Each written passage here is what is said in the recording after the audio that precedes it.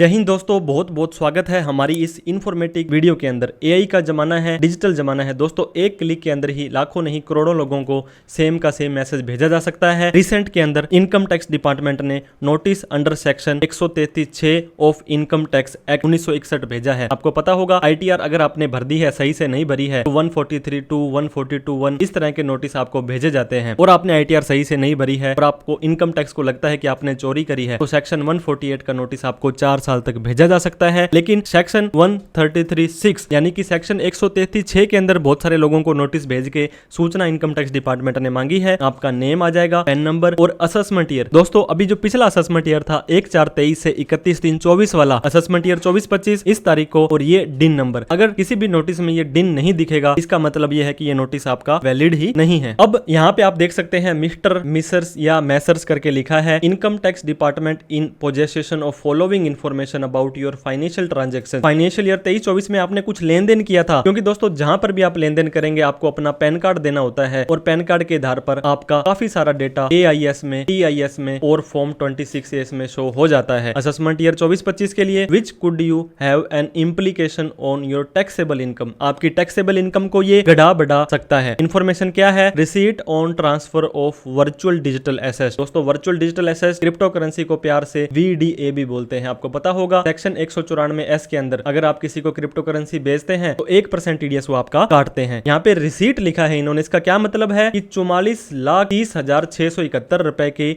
आपने सेल की है। अब दोस्तों सेल की है तो आपने परचेज भी की होगी, वो आपको यहाँ पे घटानी पड़ेगी। सेल माइनस परचेज, अब ये जो भी आ जाता है यहाँ पे आपकी इनकम आएगी और इसके ऊपर आपको फ्लैट 30% टैक्स देना होता है। लेकिन बहुत बार क्या करते हैं लोग दोस्तों, मान लीजिए एक्सेल में आपने 1 2 3 4 5 6 7 8 9 10 ट्रांजेक्शंस किए, 100 रुपए का प्रॉफिट, 100 का प्रॉफिट, 100 का प्रॉफिट, माइनस 200 का लॉस, माइनस 200 का लॉस, माइनस 200 का लॉस, तो 600 का लॉस और 300 का प्रॉफिट आपको। तो ओवरऑल आप कहेंगे सर मुझे तो 300 रुपए का लॉस हो गया है। लेकिन क्रिप्टो करेंसी के जो रूल है थोड़े से अलग हैं। ये जो लॉस हुआ है ये आपका है। वो कहते हैं ना दोस्तों कि लॉस हुआ तो तुम्हारा, प्रॉफिट हुआ तो हिस्सा हमारा। अब ये 300 रुपए इन्होंने आपको कमाए हैं, सरकार कहती है इस पे 30% टैक्स आप हमें डायरेक्ट ही दे दो। और लास्ट ईयर में तो 87A की रिबेट का भी बहुत चक्कर पड़ा था, किसी तरह की छूट भी नहीं मिलेगी। इस लॉस का कोई बेनिफिट नहीं है और इस प्रॉफिट के ऊपर आपको 30% टैक्स देना है। इसके बाद में इन्होंने नोटिस में लिखा है, यहाँ पे आप देख सकते हैं द डिटेल पर्टिकुलर ऑफ, ये जो ऊपर हमने इन्फॉर्मेशन दी है ये आपके AIS में देख सकते हैं। विद रिगार्ड टू द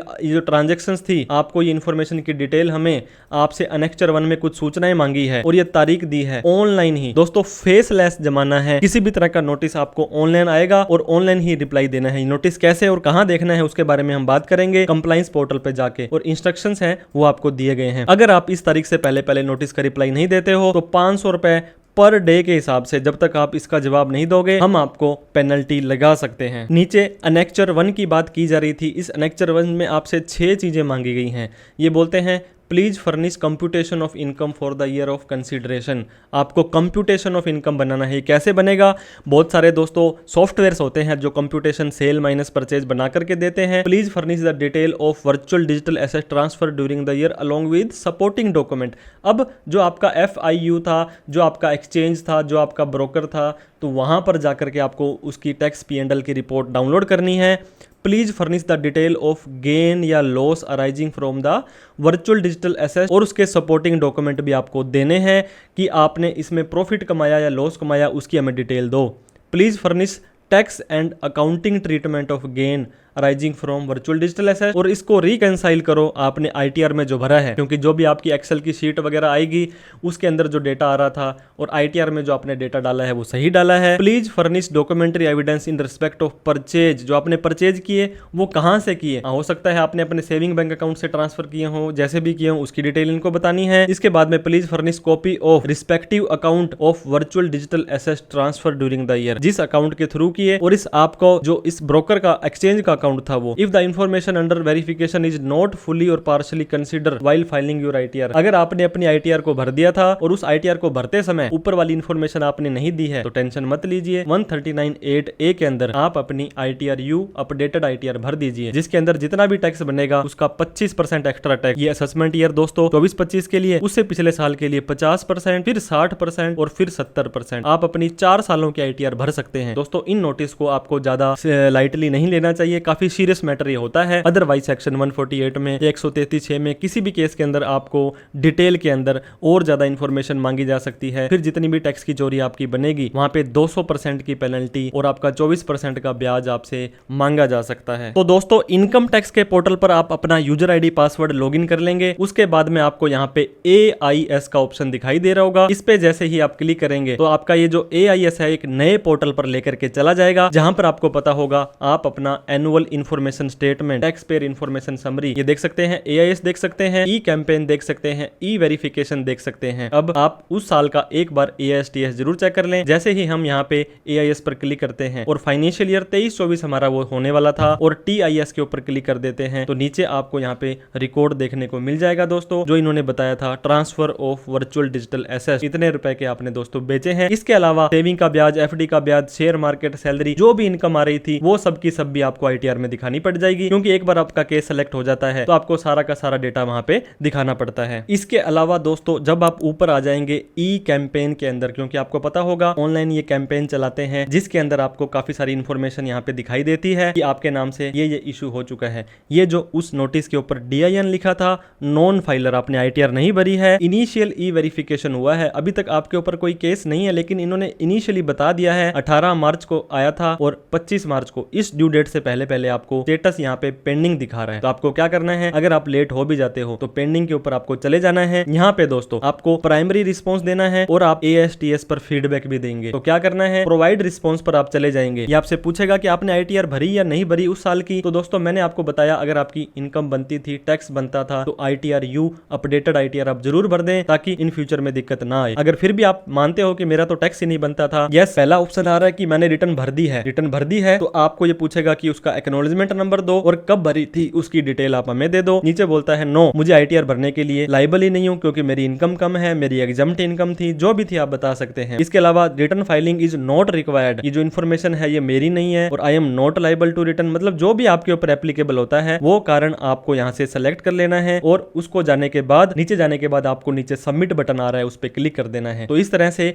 आप अपना ई कैंपेन का एक तो रिप्लाई दे देंगे, दूसरा नीचे फिर से आने के बाद AIS के ऊपर आपको फिर से जाना है, प्रोवाइड फीडबैक इन AIS, यहाँ पे आपको क्लिक कर देना है। ये बोलता है हम आपको AIS के पोर्टल पर लेकर के चले जाएंगे। यहाँ पे दोस्तों जो इन्फॉर्मेशन आपकी आ रही थी इस पे आपको क्लिक करना है। यहाँ पे आपको एक निशान भी दिखाई दे रहा होगा ई, यानी कि एक्सपेक्टेड है, और यहाँ पर भी लिखा रहा है कि आपसे ये चीजें हम एक्सपेक्ट करते हैं। अब इस एक्सपेक्टेड पर एक पर भी जा सकते हैं और यहाँ पे बताना है कि इन्फॉर्मेशन सही है तो यहाँ पे इसको सबमिट कर देना है, सही नहीं है, ये गलत है, अमाउंट किसी और की है, आप इसे नहीं मानते हो तो डिनाइड कर सकते हैं। तो ये जो इन्फॉर्मेशन आ रही थी दोस्तों ये आप देख सकते हैं, बल्क फीडबैक भी दे सकते हैं। सभी को मिलाकर के यहाँ पे आप इकट्ठा करेंगे सभी को और कंटिन्यू करेंगे। नीचे आने के बाद इन सभी का इन्फॉर्मेशन करेक्ट है या नहीं है उसको सबमिट करके यहाँ पे आप अपना ई कैंपेन के अंदर रिप्लाई दे सकते हैं। अब ई वेरिफिकेशन, ऊपर एक और ऑप्शन आपके पास आ रहा है दोस्तों ई वेरिफिकेशन का, इसके ऊपर आपको क्लिक कर देना है। सिंपली जैसे ही इस पे क्लिक करेंगे तो यहाँ पर ई वेरिफिकेशन में अगर आपका कुछ पेंडेंसी होगी तो आपकी वो शो कर देगा। ये देखिए दोस्तों यहाँ पे फिर से फाइनेंशियल ईयर 22-23 के अंदर एक नोटिस आपको जारी हुआ है और उसका जवाब अभी भी आपके पास पेंडिंग है। इस नोटिस का जवाब देने के लिए आपको क्या करना है, इसके ऊपर क्लिक कर देना है। अब जो notice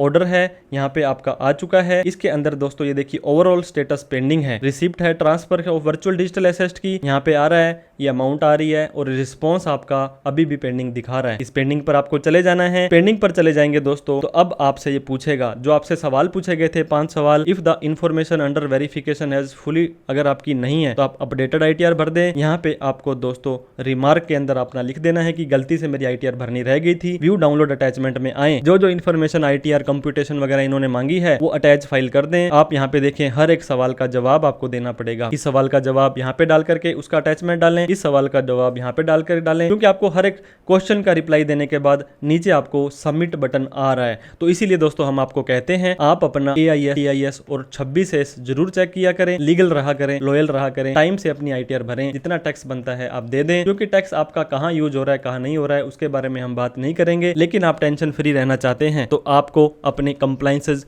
proper time to time करते रहने पड़ेंगे। तो दोस्तों वीडियो अच्छी लगी हो तो लाइक करें, अभी तक हमें सब्सक्राइब नहीं किया तो सब्सक्राइब कर लें। दोस्तों इस नोटिस मैनेजमेंट से रिलेटेड किसी भी तरह की कोई प्रोफेशनल हेल्प आपको चाहिए हो तो आप हमारे दिए गए नंबर पर कॉल, मैसेज, व्हाट्सएप कर सकते हैं। Thank you so much for watching this video. जय हिंद, जय भारत।